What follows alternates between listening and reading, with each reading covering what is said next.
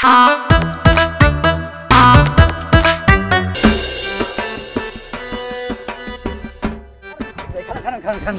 আপনার সঙ্গে জরুরি কথা আছে। আরে কি রে কি কি হোয়াট ননসেন্স কি করলি তুই আমার যাত্রা বলতে তুই বাধা দিলি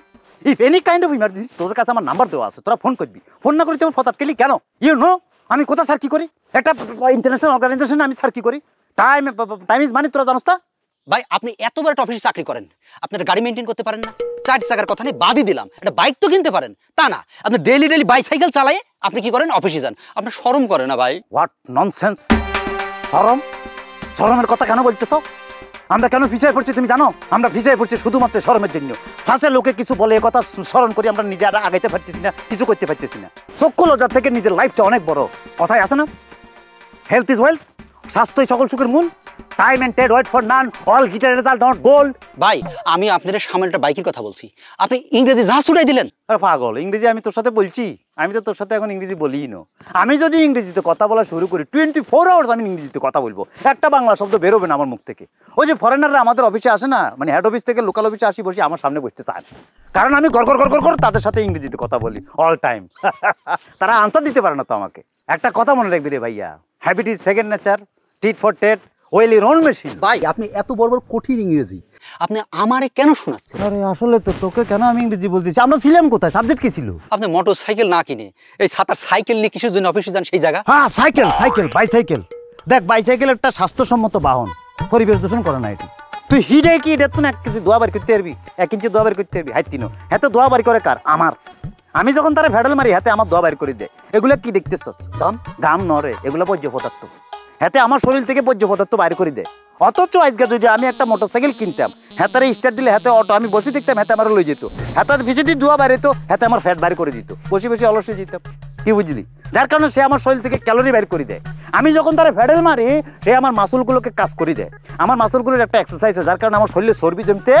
পারে না কিন্তু আজকে যদি আমি মোটরসাইকেলে যাইতাম মোটরসাইকেলে গেলে কি হতো প্রথমত যেটা লাগতো সেটা হলো তেল আমার তেল ভরাইতে খরচ কত হইতো চিন্তা কর 5 কিলো ভাই আপনার দোহাই লাগে থামেন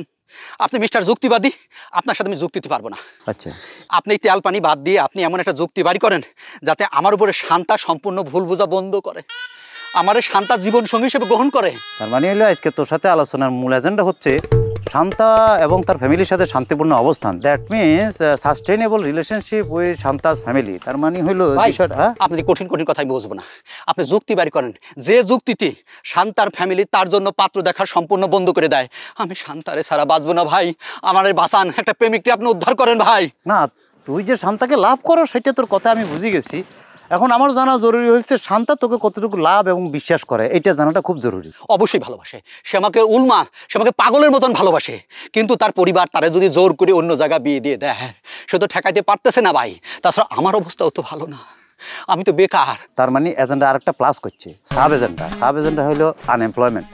আরে ভাইয়া রে আনএমপ্লয়মেন্টটা এখন গ্লোবাল ইস্যু এই ইস্যু নিয়ে তো আমি তোকে কোনো যুক্তি বাইয়ে দিতে পারতেছি ওরে ভাই আপনি ইস্যু বাদ দেন এটা যুক্তি বাড়ি করেন আমার রক্ষা করেন ভাই রক্ষা করেন এ ফেমিক তো না বিদেশ যাওয়ার কথা ছিল বিদেশে কি হয়েছে মাইরে গেছে কে দালালে আমার টাকা পয়সা সব মাইরে নিয়ে চলে গেছে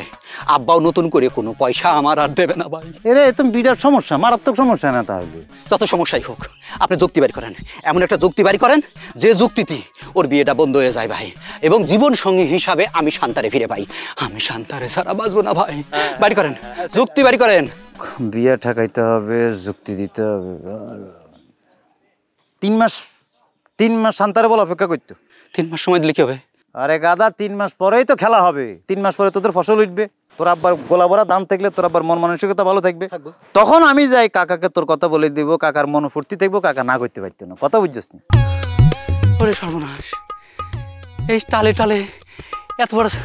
আসলে এই একটা জিনিস ভুলে গেছি চাপে বললি ভাই সব বিষয়টা কিন্তু ভুলে যায় তো যাই কন আপনি কিন্তু নোয়াখালী একটা রত্ন তারা আপনার বুঝতে পারে নাই আমাদের এলাকায় আপনি চলে আইছেন তারা যদি বুঝতে পারতো আপনারা ছাড়িয়ে দিত না ভাই আমি পারলাম না ভাই কি আপনার একটা সালাম আমার করতে আরে থাক লাগবে আরে লাগবে ঠিক তবে আসলেই নোয়াখালীর একটা রত্ন কি সম্পদ যে তারা হারাইছে হ্যাঁ কি যুক্তি হ্যাঁ আপনার যুক্তিতে সত্যি ভাই লজিক আছে ঠিক আছে কি একটা